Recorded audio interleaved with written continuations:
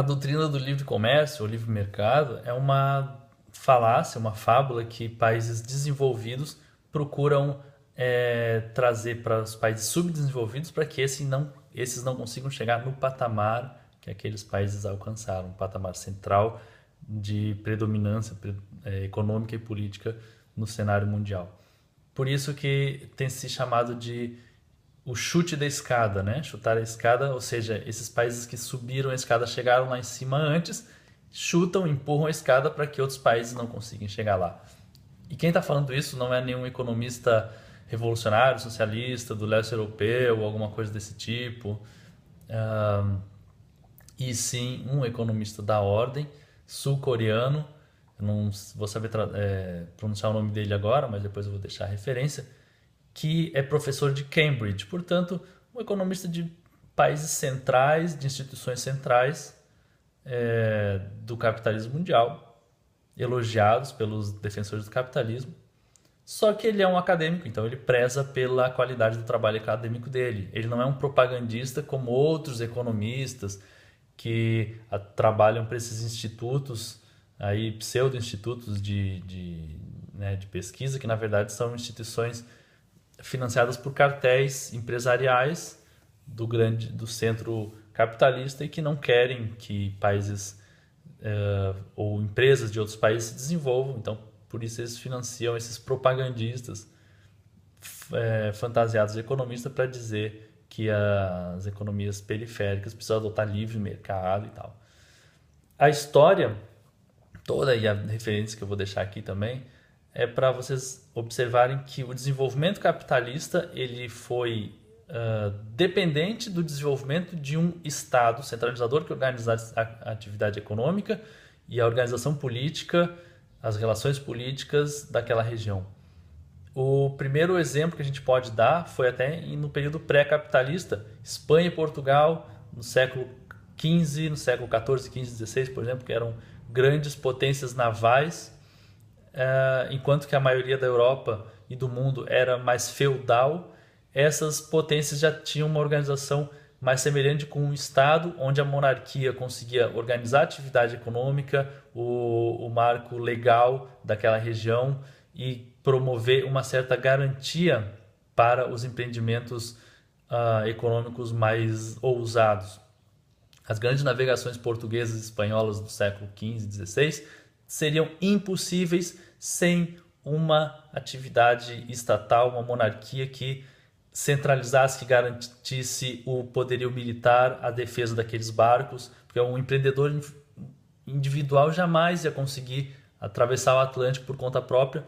Assim que ele ultrapassasse 1 ou 2 milhas da costa, seria pilhado por piratas, e só um Estado forte que garantisse, esse oceano aqui a gente garante a tua defesa, se alguém vier te assaltar, a gente vai em cima. Então tem que ser um Estado militarizado, grande, que tem que ter tecnologia para investir em engenharia naval, em técnicos e tecnologia de navegação, e toda essa questão da astronomia, pesquisa e ciência rudimentares na época, mas muito importantes, fundamentais para essas navegações. Então, Espanha e Portugal saíram na frente e justamente eram os países que tinham uma configuração de um Estado, além de uma condição favorável geográfica, para fazer isso. Não seria uma Europa feudal que ia fazer grandes navegações para o continente americano. Em seguida, ultrapassada pela Holanda, século XVII, a Holanda também se tornou um país protecionista. A Holanda protegia sua empresa nacional, sua indústria nacional da concorrência externa, se consolidou num pequeno estado. Holanda, Bélgica, os Países Baixos, assim chamados, se transformaram numa pequena união ali. Tinham tarifas protecionistas, tinham uma indústria naval, superaram Espanha e Portugal. A Holanda só veio a ser superada pela Inglaterra, foi derrotada na guerra com a Inglaterra e do século XVIII e XIX se tornou um país de segunda linha. Só veio a ter novo crescimento e nova relevância na economia internacional depois da Segunda Guerra Mundial, quando a Europa estava enfraquecida, mas a Holanda também adotou posturas intervencionistas proteção da indústria local e também de bem-estar social. Seguro-desemprego, seguridade social, educação, saúde públicas, toda essa questão de garantir à população uma boa qualidade de vida, porque isso dava uma segurança jurídica para que a atividade capitalista também fosse bem sucedida ali. Passando a Holanda, foi derrotada pela Inglaterra, como eu comentei. A Inglaterra, no século XVIII, se tornou a grande potência mundial, rivalizada apenas pela França, que também disputava esse papel de primeira potência mundial. Inglaterra e França. Veja que Inglaterra e França se constituíram como estados nacionais muito cedo. No século XIV, por exemplo, a Inglaterra, através da monarquia inglesa, já tinha uma boa intervenção sobre a atividade econômica da ilha inteira, e o que eles faziam era promover principalmente a indústria têxtil, a lã, que era o principal produto inglês, que foi responsável pelo desenvolvimento da manufatura e da indústria inglesa da primeira e da segunda revolução industrial inglesa. A proteção da manufatura era feita às vezes taxando, às vezes até proibindo importação de lã de outros países, para não fazer concorrência com a indústria local, fiscalizando a qualidade da indústria local para que a exportação de lã inglesa fosse de boa qualidade, para não sujar o nome da mercadoria inglesa, trazendo técnicos e engenheiros de fora para desenvolver a tecnologia interna, para eles não precisarem importar tecnologia. Então, várias medidas da Inglaterra, e principalmente a Inglaterra foi o país que aplicou maiores taxas, ou seja, impostos sobre importação, sobre comércio exterior, de todos os países europeus, no século XVIII e no século XIX. A Europa foi um país extremamente intervencionista por todo esse período. Quando ela começou a ser mais liberal e pregar o liberalismo, foi no final do século XIX até início do século XX, até as grandes guerras, e justamente foi nesse período em que a Inglaterra foi mais liberal é que ela perdeu a hegemonia econômica e política para os Estados Unidos. O liberalismo acompanhou o declínio da Inglaterra, enquanto que o intervencionismo acompanhou a ascensão da Inglaterra à condição de primeira potência mundial. Seguida a Inglaterra, os Estados Unidos. Os Estados Unidos seguiu o mesmo exemplo da Inglaterra, então logo ele se tornou independente, no final do século XVIII, o Congresso começou a aplicar tarifas para conter a importação nos Estados Unidos. Essas tarifas que começaram na ordem de 5%, na virada do século XIX para o século XX, estavam quase batendo os 50% de impostos sobre produtos importados com tecnologia, né, adicionada. Além da questão do Oceano Atlântico, que era já uma tarifa, uma barreira forte para a entrada da indústria externa, para a entrada de produtos exteriores nos Estados Unidos. Então, os Estados Unidos teve uma condição de proteção da indústria local muito forte. Além disso, agregado a isso, eles promoveram uma forte a construção de muitas escolas agrícolas para incentivar a agricultura e a tecnologia aliada à agricultura. Promoveram a ligação através de ferrovias das duas pontas dos Estados Unidos, do Oceano Atlântico ao Oceano Pacífico. O investimento em educação nos Estados Unidos, 80% dele era investimento público, mais ou menos lá pelo ano de 1900, no início do século XX, e entre 50% e 70% do investimento americano em pesquisa e desenvolvimento também era público. Então, eles fizeram justamente o contrário do que esses economistas da mídia e criminosos que chamam a atuação do Estado em pesquisa, desenvolvimento e educação, chamam isso de gasto. É um crime chamar isso de gasto, isso é um investimento, e foi graças a esse tipo de investimento que países alcançaram uma condição privilegiada e dinâmica das suas economias.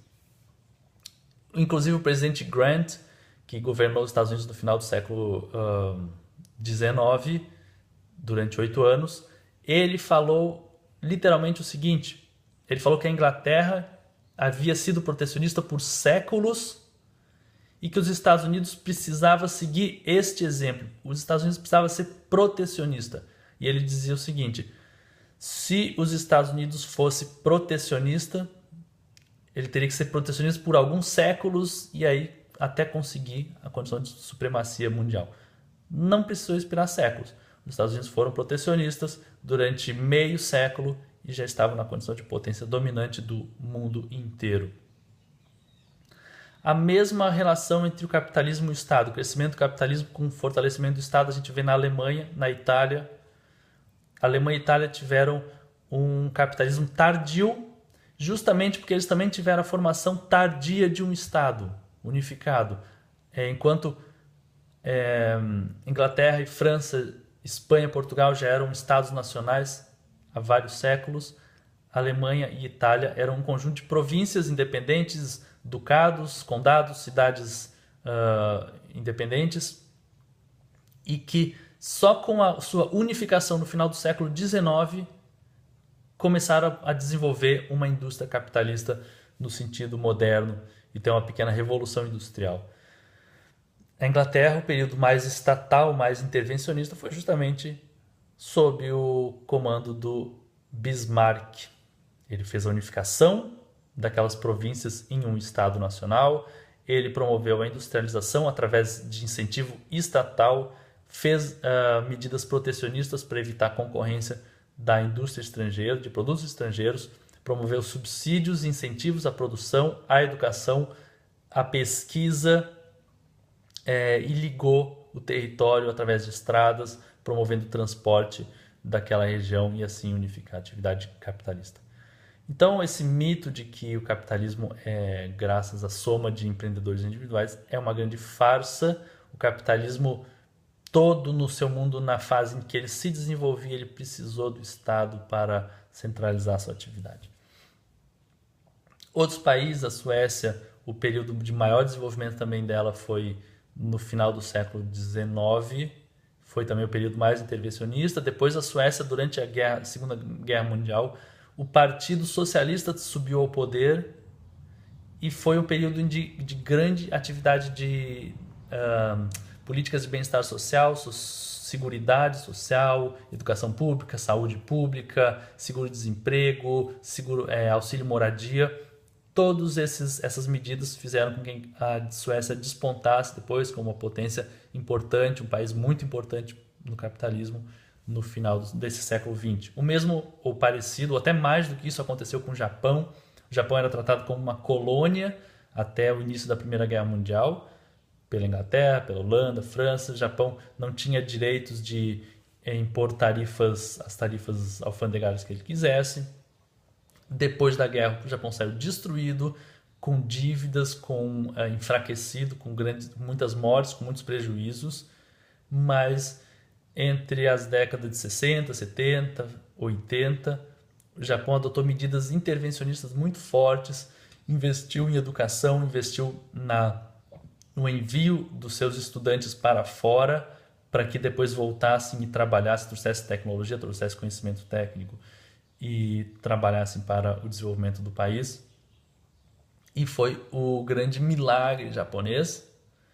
Foi talvez o maior crescimento de uma economia num período mais curto de toda a história. Na década de 70, o Japão despontou como praticamente uma superpotência mundial.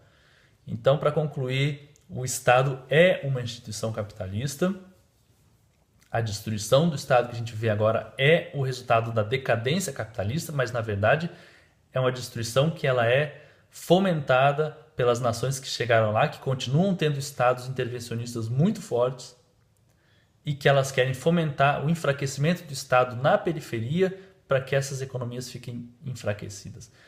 Na história do início do capitalismo, revoluções industriais, a diferença de poder de compra das nações mais desenvolvidas e menos desenvolvidas era muito pequena.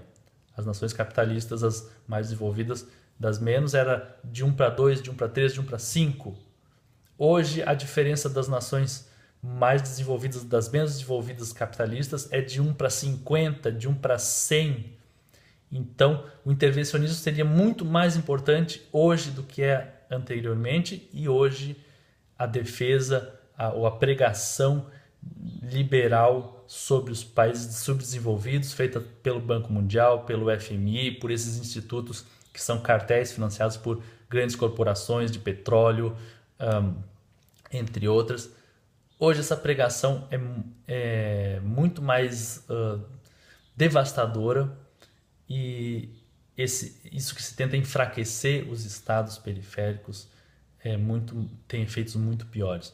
Observem que nas guerras onde os países hegemônicos saem vitoriosos, muito do que acontece é a divisão do país que foi guerreado. Iugoslávia foi dividida em não sei quantas fatias, lá uma meia dúzia de países, sei lá quantos. A União Soviética, quando foi enfraquecida, não aguentou a sua crise, também foi dividida, repartida entre vários países. Coreia foi dividida, Vietnã. Então, esses países que, para se desenvolver capitalistamente falando, se unificaram.